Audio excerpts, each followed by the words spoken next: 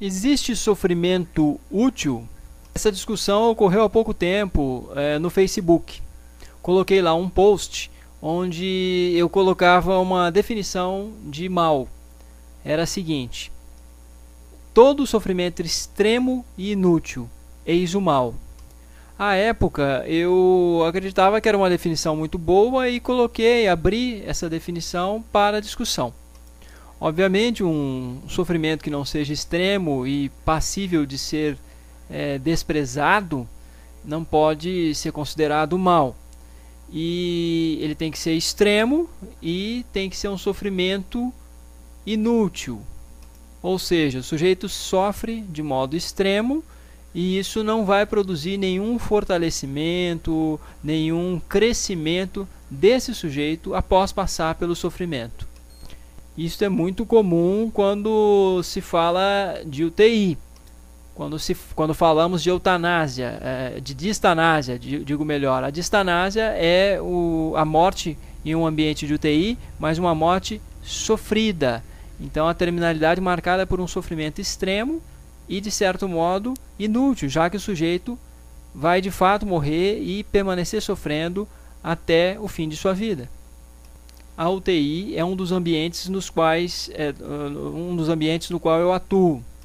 Alguns dizem que existem sofrimentos úteis ou sofrimentos necessários. Seriam sofrimentos inevitáveis. Por exemplo, você está com um problema dentário e vai ao dentista e lá acaba padecendo de um sofrimento inevitável, porém isso serve para você crescer, para você se recuperar mais plenamente e ter um futuro em relação a esse problema mais garantido. Então muitos vão dizer aí que existem males necessários. Muitos processos de habituação também são marcados por um certo sofrimento. Até que o sujeito se habitue com uma condição aversiva, ele sofre um pouco e, de modo geral, compreende-se que esses sofrimentos são inevitáveis. Isso acaba por se associando de algum modo a um enunciado do senso comum que diz que a gente sempre se acostuma, que a gente se acostuma a tudo. A minha compreensão é um pouco: se não se acostumar, adoece e morre. Ou se acostuma, ou adoece e morre. Isso em grosso modo. Essa fala do senso comum pode remeter ainda a mais uma outra, que é aquela muitas vezes atribuída a Nietzsche: o que não mata, fortalece. Nosso senso comum mais vulgar tem uma expressão que enuncia muito bem isso: o que não mata, engorda. Ou seja, não há muita novidade para o nosso senso comum vulgar nessa expressão do que não mata, o que não mata, fortalece. Nós já tínhamos o que não mata, engorda.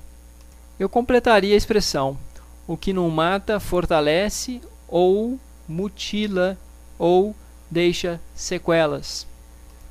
Nem sempre é fortalecedor. A sobrevivência nem sempre produz fortalecimento.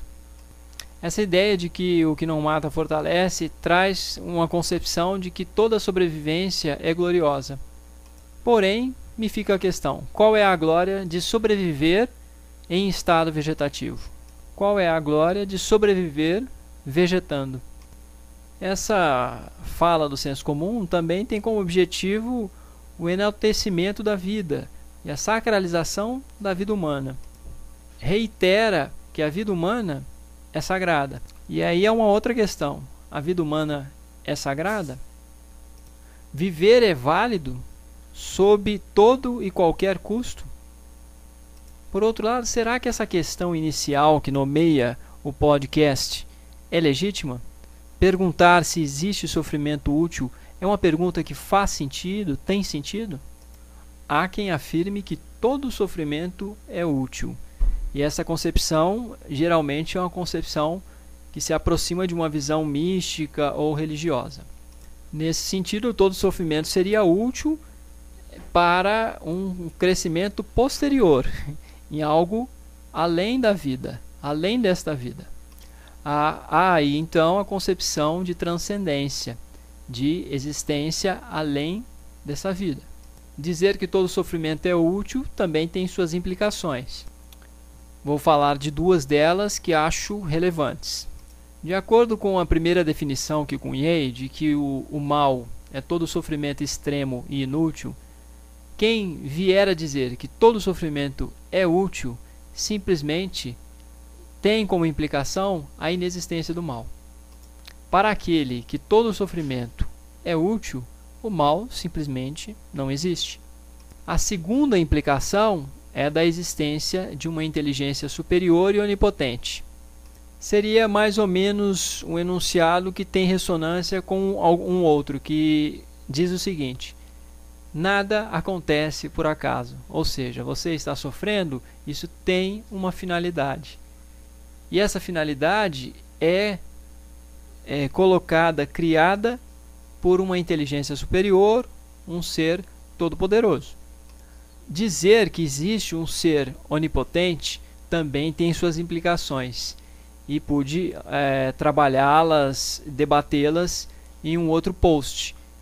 O nome do post é A Onipotência Divina. E essas implicações muitas vezes desembocam no paradoxo, na contradição.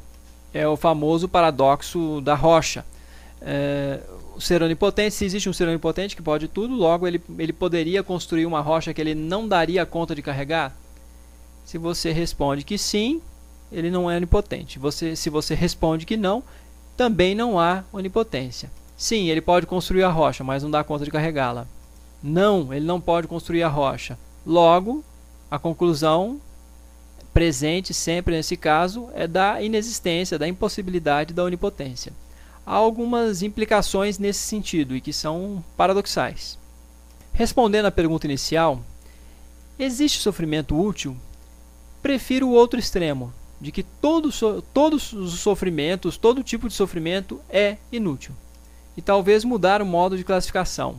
Em vez de falarmos de sofrimentos úteis ou inúteis, falarmos em sofrimentos evitáveis e inevitáveis. Peter Singer trata deste modo esse problema. O objetivo do utilitarismo enunciado em Peter Singer é a diminuição de todo e qualquer sofrimento, diminuição do sofrimento no mundo. Se o sofrimento é evitável, eliminá-lo. E sempre lutar para tentarmos transformar sofrimentos inevitáveis em evitáveis, pois sofrimentos que hoje são inevitáveis, amanhã podem não ser.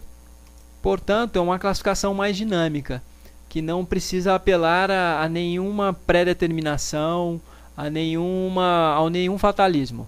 Esta é a busca ética constante em Peter Singer, a diminuição do sofrimento, a eliminação de sofrimentos evitáveis. E o que é um sofrimento evitável? Todo sofrimento cujo preço para evitá-lo não produza mais sofrimento do que este primeiro. Esta concepção bioética fundamental de eliminação de sofrimentos evitáveis, acho que está sempre presente em um ambiente de UTI. Avaliar sofrimentos, avaliar níveis de consciência e sempre procurar soluções no sentido de eliminar sofrimentos que são mais claramente evitáveis. Isso tem uma relação muito próxima com a ideia de cuidados paliativos e que estão ali o tempo todo na concepção de humanização no ambiente de UTI. Diz respeito, portanto, à ética como um todo. E creio que seja um referencial básico para isso o pensamento de Peter Singer.